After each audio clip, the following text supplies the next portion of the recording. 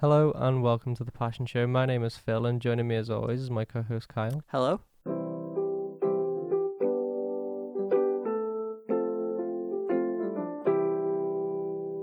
So in today's episode, we're talking about my favorite movie ever. Yeah, we've got a little Passion Show highlight of find some more information about us. We got Kyle's favorite film. La La Land is that film's next level. I love it.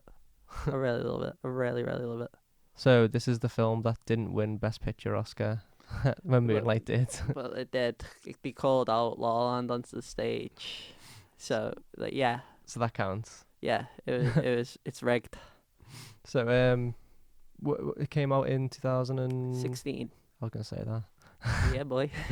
It's directed by. Damien Chazelle, who also did Whiplash, and he did First Man that came out last year. I didn't see First Man, I didn't see First Man either. but I really like Whiplash. Yeah.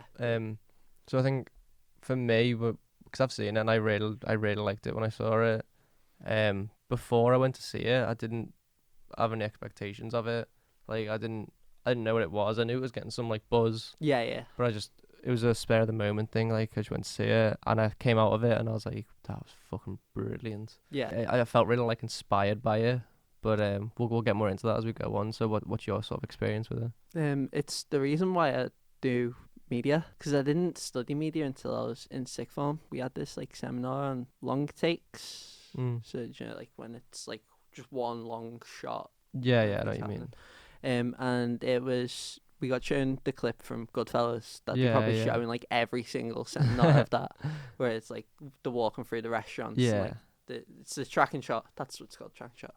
So in La La Land, there are so many shots like that, and it's really gorgeous. Like the dance sequence for Oh What a Lovely Night. It's like at the perfect time. Like it's on the sunset, and they only had I think they had like a 30-minute slot to like record it like in that lighting. It's like a scene where the two main characters are dancing, aren't they? Yeah, Tap yeah. dancing together. Yeah. Oh, it's brilliant. It's brilliant. And then there's one for Someone in the Crowd. Which Yeah, is that's like another one of the songs. song. It's like in a swim pool. The camera like goes into the swim pool and then starts spinning around it.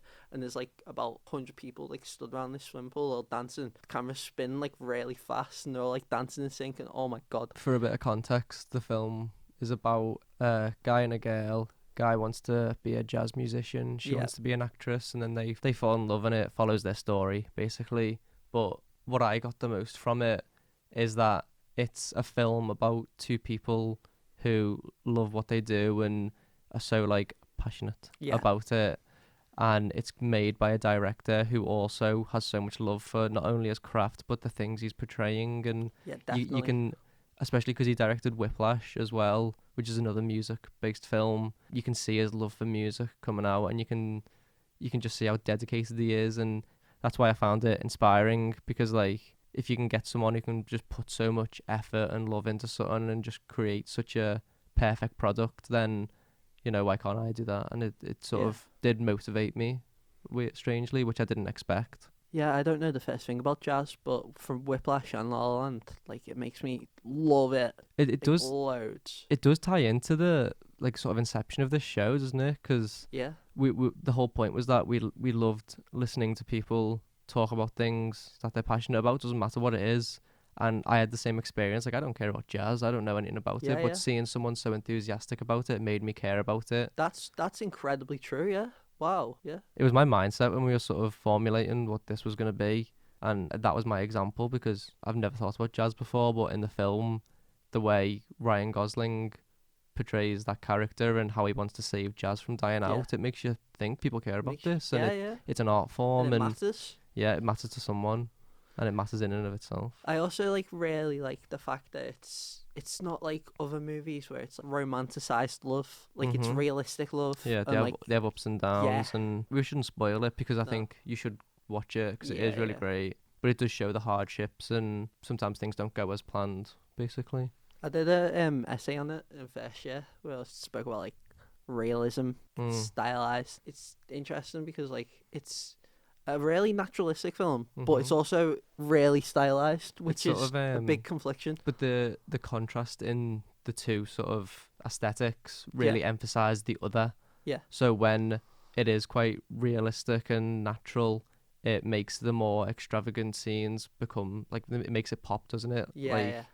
there's lots of sequences that are really extravagantly lit and they have like effects and stuff like And that. they all take place in the first act. You find as the movie progresses, it's less and less stylized, and the Mhm. costumes become I didn't like really know less that. bright. Yeah, yeah. The costumes are really, really bright in like the first scene on the motorway. Mhm. But as the film progresses, it goes green, and like the lighting as Yeah. well goes all like mellow and green, It's a great film for, you know, picking it apart and analyzing it. yeah, yeah, but what I mean is like you can tell a whole crew came together to Yeah. each assemble their own part of the film. Like the camera works beautiful, like you said, with the tracking shot. The lighting is thought out and ties into the plot. Like the acting's incredible. Like Yeah. Emma Stone won the Oscar for it, which I thought rightfully so. She deserves it, yeah. Brilliant. She was brilliant. Because I've got it on my badge and work.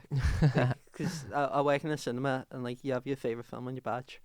I've Yeah. got Kung Fu Panda on my just putting out the love. You used to have Monsters Inc., didn't you? Yeah, I might get Coraline on my next one. I used to have Pulp Fiction, but because I was too embarrassed to say law in the interview.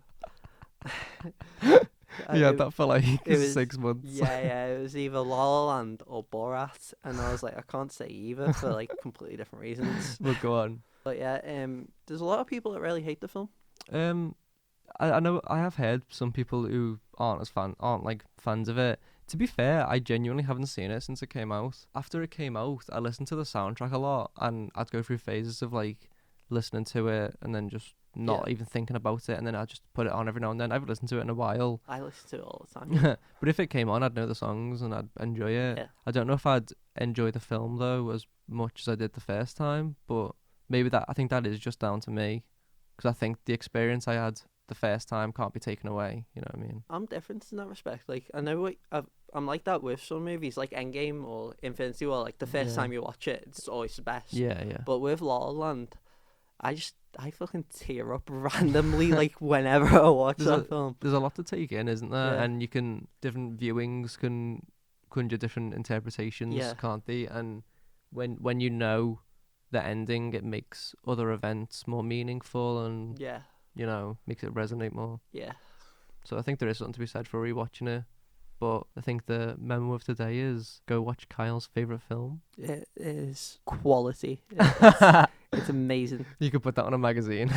Like I love the whole like genre that it created. I believe. Like I'll say it. Yeah, it created a new genre because of like neo musicals. Mm-hmm. Because like straight after that came The Greatest Showman, which was okay. It didn't get great reviews, but it was enormous. It had mad staying power Isn't at it- the box office. But then like after The Greatest Showman came A Star Is Born, which is also a like brilliant musical. Is it? Are you thinking of? Is it like musicals that strike a balance between like realism and fantasy?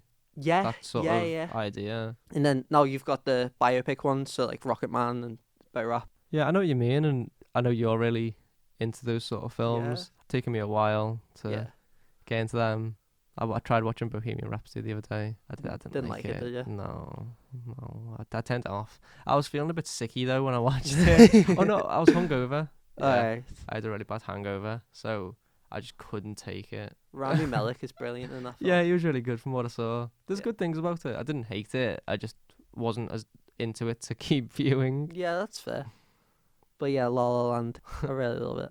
If you do watch it, comment below what you think, because Yeah. we've talked a bit about, differing opinions on the film, and I think it's overwhelmingly positive, but there is some criticism of it. Hipsters. So if you are a said hipster, please don't comment. We only want positive reviews here. You got anything else to say? J.K. Simmons, there's a theory that he plays the same character that he played in Whiplash. He retired Aw. because he's Ryan Gosling's boss. I think it is the same character. I don't. I'd like it if it was. That's a nice little Easter egg, because Whiplash is a really good film. You should watch that as Yeah. well. I think it's better than La La Land. Oof. To be fair, that's a respectable opinion. Yeah, no. You're wrong, Mm. but I respect you. Mm. I'm joking. Don't watch La La Land. Watch Whiplash. That's your homework. Watch La La Land or Whiplash and get back to us. But Yeah. I think that's all I've got to say there. So I think we'll wrap it up there. Thanks as always to Kyle for being my co-host, and talking about his most favourite film. Thank you, Phil. If you have any passionate stuff that you want us to talk about on the show, feel free to leave a comment and we'll talk about your passion. Or hit us up in the DMs if you want to come on the show yourself. Yeah, if you do want to come on the show, we're always looking for guests. I think with the podcast starting up again fully, it's going to be quite exciting to get a lot of new topics on. So other than that, we'll see you next time. Have a great day.